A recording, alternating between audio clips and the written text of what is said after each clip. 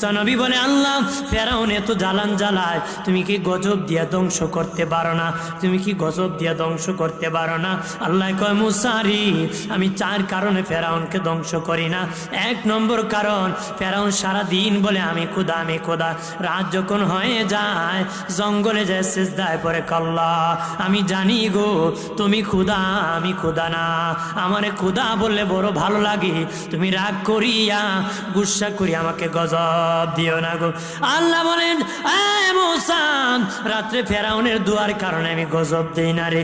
2 নম্বর, মুসা তোমার মাথায় পাগড়ি, ফেরাউনের মাথায় পাগড়ি, তোমার মুখে দাড়ি, ফেরাউনের মুখে দাড়ি, তোমার পরনে জুব্বা, ফেরাউনের পরনে জুব্বা। আমি যদি গজব দিয়ে দিই, পাগড়ির বেজ্জতি হবে, দাড়ির বেজ্জতি হবে, জুব্বার বেজ্জতি হবে। মুসারি দাড়ি আর টুপি জুব্বার ইজ্জত রক্ষার কারণে আমি আল্লাহ গজব দেই না রে। 3 নম্বর, আল্লাহ বলেন, মুসা ফেরাউনের বাড়িতে একটা এতিমখানা আছে, প্রতিদিন দুপুর বেলা এতিমদেরকে ফেরাউন খাওয়ায় দেয়। দুপুর বেলা এতিমরা খায়, করলাম ও মালিক তুমি যদি গুসা করিয়া ফেরাউনকে ধ্বংস করে দাও, আমরা এতিমদেরকে কে খাওয়াবে গো আল্লাহ? আল্লাহ কয়, মুসা রে, এতিমের দুয়ার কারণে আমি গজব দেই না রে।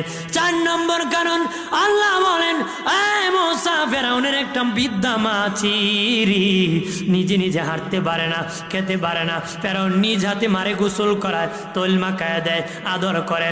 মা যখন কানোর পরে 2 হাত বাড়ায় করল, চিৎকার দিয়া বলেন আল্লাহ, আরো জবান করে বলি আল্লাহ, আর আওয়াজ করে বলি ইয়া রাসূলুল্লাহ।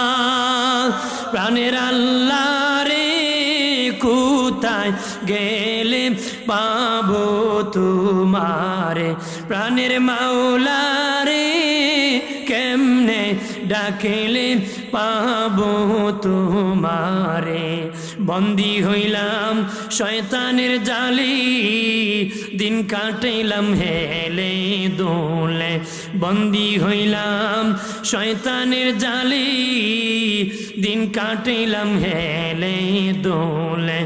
আমার জীবন মরণ দিলাম তোমারে, আমার জীবন মরণ দিলাম তোমারে।